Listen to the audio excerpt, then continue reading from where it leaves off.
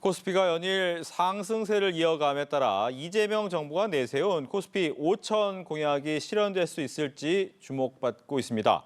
오기영 더불어민주당 코스피 5천 특별위원회 위원장을 모시고 이와 관련된 이야기 나눠보도록 하겠습니다. 안녕하십니까? 네, 안녕하십니까. 반갑습니다. 네, 민주당에서 코스피 5천 특별위원회 위원장을 맡고 계십니다. 일단 네. 5천 특별위원회가 뭡니까? 자본시장을 활성화시키자. 네. 뭐 이런 목적으로 해서 저희가 자본시장 활성화 TF를 만들었었는데 이제 하다 보니까 용어가 이제 코스피 5천에 들어갔네요. 네. 저희가 자본시장 활성화의 목표를 이제 의지의 표현입니다. 작년 말 기준으로 해서 대한민국의 그 PBR 용어를 요즘 많이 쓰고 있지 않습니까? 네. PBR이 0.9 좀 넘었습니다. 근데 그 상태에서 한 2,600 뭐 전후였는데 이게 신흥국 지수 평균이 1.8, 1.83 이렇게 이야기를 하거든요. 그것에 비춰보면은 신흥국 지수 평균만 따라가도 네. 코스피 5천 가능하겠네. 아하. 그러니까 이런 걸 목표로 해서 우리가 좀 자본시장을 일관되게 바꿔보자. 네. 뭐 이런 문제의식을 표현한 겁니다. 예. 그런데 이게 매일매일 변화하는 경제 지수를 보면서 따라가다 보니까 공부 안 하면 쉽지 않은 위원장의 자리인 것 같습니다. 어떻게 예. 공부하십니까? 저희가 초선 때는 저 정무위원이었습니다. 네. 정무위 산하는 주로 이제 금융위, 그 공정거래위원회인데 가계부채나 뭐 이런 이슈들이 좀 많이 있어서 계속 좀 보기 시작했고요. 그다음에 이제 저희가 지금은 기재위에서 하고 있는데 그또 한국은행 뭐 관련된 것들이 있어. 저희 민주당 내부에서 경제는 민주당이라고 하는 그룹이 있습니다. 한 100여 명 의원님들 함께 하시는데 네. 꾸준히 거기서 논의하는 것들이 서로 또 많이 도움이 되는 것 같습니다. 전반적으로 저희도 민주당 내 의원들의 분위기가 네. 구체적인 것들을 좀 같이 토론하는 그런 분위기가 돼가고 있어서 그 연장에서 이제 일을 하고 있습니다. 예. 앞서 잠깐 설명은 해 주셨지만 이제 코스피 5천이라는 목표를 설정을 하셨습니다. 예. 오늘도 이제 3,500에서 14포인트만 떨어지는데 지금 올라와 있어요. 연일 예. 계속 올라가는 모습인데 일단 5천이라는 상징성은 뭡니까? 방금 전에 말씀드렸지만 PBR이라는 단어가 있습니다. 네. PBR은 장부 가치 대비 주가의 비율입니다. 그렇죠. 그러니까 장부 가치만큼 주가가 같다면 지금 청산하는 것과 똑같은 거죠. 네. 통상 상장한 기업은 미래의 성장 가능성이 있기 때문에 일반적으로 일보다 더 많아야 됩니다. 그렇죠. 더 높은 평가를 받는 거죠. 그렇죠. 네. 선진국에서 상장된 회사의 평균이 이 3.4 이 정도 됩니다. 그리고 신흥국은 1.8 또는 1.84. 대한민국은 작년 말 기준으로 0.9. 작년 말 기준의 비교입니다. 근데 최근 이제 3,100 넘어가면서 결국 PBR 1.0을 넘었습니다. 예.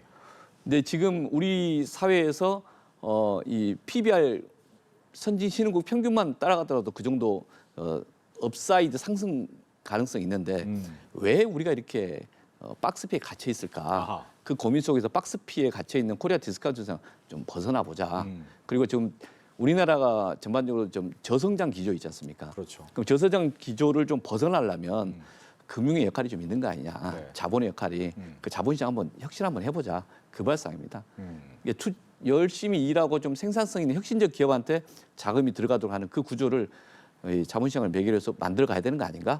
그래서 우리가 또 혹자는 머니무브 이야기하지 않습니까? 네. 부동산처럼 갇혀 있는 곳에 돈이 있을 게 아니라 좀 더 생산적인 기업으로 갈 수 있도록 사회 전반적인 분위기를 한번 바꿔보자. 그래야 우리가 저성장 기조에서 좀 벗어나는 거 아니냐. 뭐 이런 문제식들을 종합적으로 표현하다 보니까 이제 이런 이야기를 하고 있습니다. 예. 그런데 이제 지금 오늘 뭐 3,500 선을 앞두고 있는 모습인데 결과적으로 5천까지 한 번에 갈 수는 없지 않습니까? 그러면 단계 시간표가 있을 텐데 올해 목표는 뭡니까? 저희는 올해 이 지금 올라오는 속도가 상당히 빠르다고 봅니다. 아. 저희가 예상했던 것보다 훨씬 빠르게 가고 있습니다. 네. 저희 예상대로 가는 건 늘 아니기 때문에 뭐라고 말씀드릴 수 없지만 올해 최저치가 2,290이었습니다. 근데 지금 벌써 3,400, 3,500 가까이 되지 않습니까? 그러면은 대략 1,200 이상 올랐다는 건데 예. 이걸 1년 안에 올라도 그게 되게 급격한 변화인데 4월 달부터 시작을 해서 지금 5개월 만에 이 정도 오른 거지 않습니까? 상당히 빠른 거다. 저는 올해 역대 최고치만 돌파하면 네. 그래도 잘한 것이다 이렇게 봤습니다. 역대 아하. 최고치가 3,305, 3,306 이 정도였습니다. 그런데 그걸 올해 이번 달 안에 벌써 돌파했고 앞으로 또 업사이드 여력이 있다고 애널리스트 이야기를 하기 때문에 네. 좀 지켜보고 있습니다. 제가 요 비교되는 사례가 일본의 사례입니다. 일본이 2014년도에 이토 보고서라는 걸 통해서 밸류 정책을 시작했습니다. 일본이 잃어버린 20년, 잃어버린 24년 그 반성 속에서 경제를 역동적으로 하자라고 하면서 이제 밸류업 정책을 시작을 했는데 자본시장 활성화 정책이죠. 그 뒤로 10년 동안 니케이 지수가 3배 증가됐습니다. 일관된 정책을 통해서. 그게 하루아침에 단기간에 1년 안에 이렇게 다 해결되지는 않을 거고 네. 저희를 또 자본시장의 활성화 선진화라고 하는 것은 좀 일관된 기조를 가지고 꾸준히 가야 되는 거 아닌가 이렇게 예상을 하고 있고 그래서 올해 안에 얼마를 달성하겠다 내년에 얼마나 달성하겠다 그런 말 하는 것은 오만하고 적절하지 않다. 네. 그리고 정부나 정치가 시장 가격을 결정하는 거 그건 잘못된 겁니다. 물리적으로 불가능한 것이고 또 잘못된 메시지인 거죠. 저희들은 시장은 시장 흐름대로 역동적으로 가기를 바라고 다만 시장이 왜곡되지 않도록 이제 불공평한 그 구조를 좀 바꿔서 공정한 경쟁 구조를 만들어내는 것 저희가 할 일이 그거라고 생각하고 있습니다. 예. 뭐 앞서 잠깐 이야기를 해주셨지만 박스피에 갇혀 있는 코스피 얘기를 많이 하잖아요. 그러면 결과적으로 어떠한 걸림돌, 구조적인 문제를 뚫고 나가야 되는데 가장 크게 해결해야 될 건 뭡니까? 최근에 상법 개정의 이 이유이기도 한데요. 네. 저희들이 저희들이 보기에는 우량주가 갑자기 불량주가 되는 이런 행태가 비일비재 반복되었었다. 즉 2015년도에 삼성물산과 제일모직 합병 과정 이 잘못된 것이고 그게 국정농단은 국민연금도 쓰였지 않습니까? 그리고 그에 대해서 국민연금의 이 투자자 국민연금의 그 손해도 한 2,400~500억 있었고 또 그로 인해서 ISDS 국제투자소송을 하면서 국민들이 또 세금으로 그걸 갚아야 돼요. 네. 그런 손해가 발생했는데 그때부터 지금까지 10년 동안 대한민국은 박스피에 갇혀 있는 큰 변화가 없는 이런 상황이었던 거죠. 근데 그게 삼성물산 제일모직 합병권만 있었냐? LG화학 물적 분할하고 LG 엔솔 자회사 상장하는 거 그 과정에서 LG화학 주주들은 갑자기 자기 주식 가치가 반토막 또는 누구는 3분의 1 됐다고 이야기하더라고요. 그런데 이제 자회사는 이제 성장하는. 그러니까 소를 가지고 있다가 소가 송아지를 낳는데 그 송아지가 내 송아지가 아니다. 이런 비유를 하지 않습니까? 그게 딱 이 사례를 두고 하는 거거든요. 그래서 투자자들이 우리나라 이 자본시장을 보면서 불신인 거죠. 가만히 있어도 갑자기 주식이 불량주가 돼버리는 현상들을 왜 발생했느냐? 그것은 어떤 특정 지배주주나 특정인의 지시를 받은 거수기사 때문이다.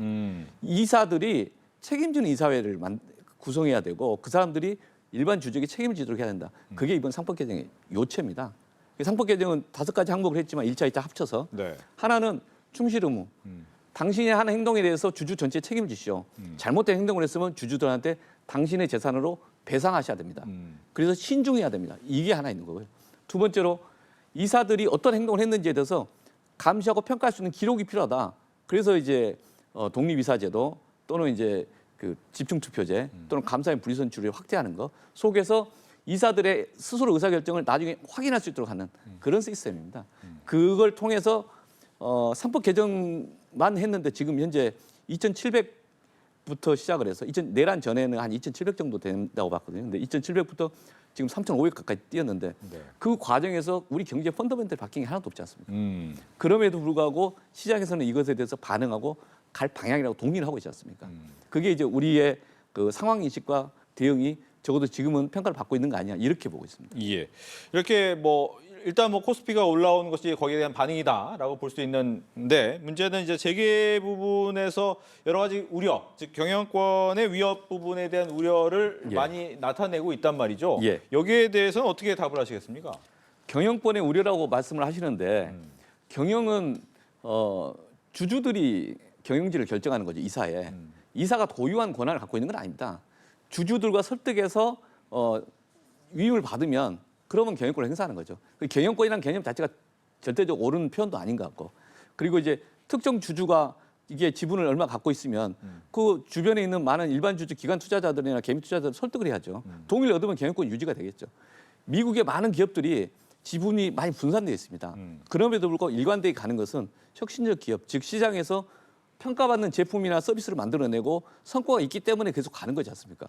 근데 우리나라 대기업들 많은 그 상위 20대 기업들 지난 20년 전의 기업들, 10년 전의 기업들 지금과 뭐 그 변화가 그렇게 많지가 않아요. 이런 체제에서 어떤 혁신이 이루어지고 우리 한국 사회 자본주의 경제에 큰 변화가 일어나겠습니까? 그러니까 그걸 주장할 게 아니라 오히려 혁신적인 기업 소비자들에게 평가받고 주주들이 평가받는 그런 기업의 경영진이 계속 경영하게 하는 게 맞는 거죠. 그걸 논쟁하는 건 아니다 이겁니다. 예, 그렇다면 이제 3차 상법 개정안 내용도 얘기를 많이 하는데 특히나 자사주 소각 의무화 같은 경우에는 역시나 경영에 대한 얘기를 좀 하잖아요, 재계에서. 이 부분에 대해서 어떻게 또 답을 하시겠습니까? 자사주에 대한 것들 중에서 자사주는 회사의 돈으로 주식을 산 거지 않습니까? 그러니까 그걸 자사주라고 이야기하는데 회사의 돈으로 주식을 샀으면 그 회사가 보유하고 있는 자사주는 누구 겁니까? 이사 거가 아니고 특정 지배주주 것이 아니고 모든 주주의 것이지 않습니까? 그렇게 평가해야 되는 거죠. 그래서 미국이나 일본이나 독일이나 많은 나라들이 자사주는 보유하고 있는 순간에 아무런 권리가 없는 거예요. 그리고 자사주를 처분할 때는 주주평등 원칙이 적용돼야 되고 지금까지는 자사주를 취득할 때 회사 돈을 쓰고 그다음에 그걸 처분할 때 매각할 때 소각도 안 하고 매각을 할 때는 자기가 원하는 자기 친구나 자기 자식이나 자기 아는 사람한테 팔아서 경영권 방해하겠다. 그런 것을 계속하겠다. 이렇게 주장한다면 상법 개정 왜 합니까? 지금까지 했던 것들에서.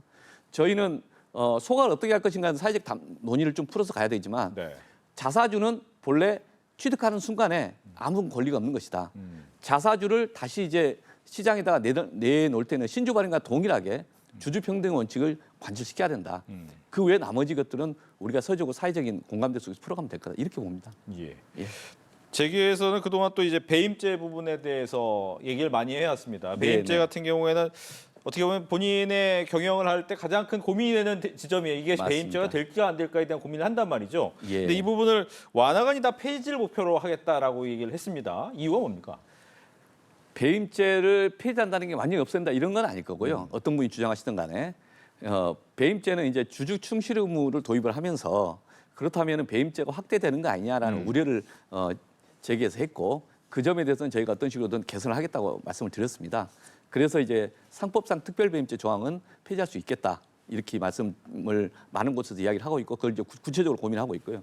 두 번째로 형법상의 배임죄 조항이 있는데 이것은 경영 판단 원칙을 도입하는 방식으로 보완할 수도 있고 또는 이제 지금 제가 자료를 많이 가져왔습니다. 네. 오늘 또 토론을 했었고 네. 또 곳곳에서 배임죄 폐지 주장하는 사람이 있습니다. 이복현 금융감독원장, 예, 전 금융감독원장이 이런 충실과 함께 배임죄 폐지 이야기를 했는데 이게 상법상 특별배임 폐지 주장이거든요. 금태섭 전 의원도 지배구조 개선되면 배임죄 폐지하겠다고 얘기합니다. 그러니까 종래에서 이런 이야기들이 계속 나왔던 이야기인 거죠. 그런데 이것에 대해서는 수사를 했던 사람들이나 재판했던 분들이 갖고 있는 입장이 있어서 어떤 빈 공간이 생기면 안 된다. 그러니까 빈 공간을 대체하는 대체입법을 해야 된다. 이런 주장들이 있는 거죠. 그리고 이제 특별배임죄 폐지 내지는 이제 경영판단 원칙 도입 그 외에 더 나가려면은 어떤 대응의 방법들을 이로 인한 이제 부작용들을 해소하는 그런 논의를 해야 되는 거죠. 그래서 민사 책임을 강화하고 네. 형사 책임을 합리화하자 이런 담론 속에서 개선할 건 크게 개선하자 어떤 한도를 두지 않고 논의를 충분히 해보겠다 이런 문제지입니다. 예.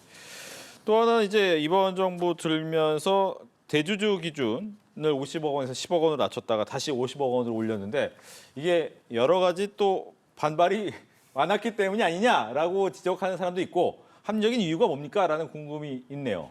아니 그 지적에 대해서는 저 받는 거 당연하고요. 네. 그 뭐 저희가 지적을 회피할 건 없는 것 같고 자본시장을 선진화해야 된다라는 문제 속에서 이제 50억 10억 논쟁이 발생하니까 네. 자본시장 선진화 내지는 이제 주식시장 키운다는 것에 메시지가 충돌되는 거 아니냐 그 지적이 제일 아팠습니다. 네. 그래서 논쟁 그만 이렇게 해서 원상회 회복한 건데 그 전에 이제 정부에서 그런 안을 갖고는 문제식은 또 다른 게 있었습니다. 일단 제가 변명 아닌 변명이라면 윤석열 정부 때 감세 정책에서 한 8, 90조 감세를 했지 않습니까? 그로 인해서 국가적으로 제약이 많고 이 재정 운영이 또 어려움이 많기 때문에 전반적으로 세제를 원상 회복해야 된다. 원상 회복 아이템 찾다 보니까 이제 윤석열 정부에서 과도하게 했던 걸 원상 회복 시도를 한 거죠. 그러나 그 쟁점 자체가 너무 이제 자본시장 선진화 충돌되니까 이 부분 더 이상 논쟁하지 말자 해서 그냥 원상으로 복귀한 겁니다. 알겠습니다. 이제 어제부터 2차 민생회복 소비 쿠폰 지급이 시작됐습니다. 앞서서 30만 원 그리고 이번에 10만 원.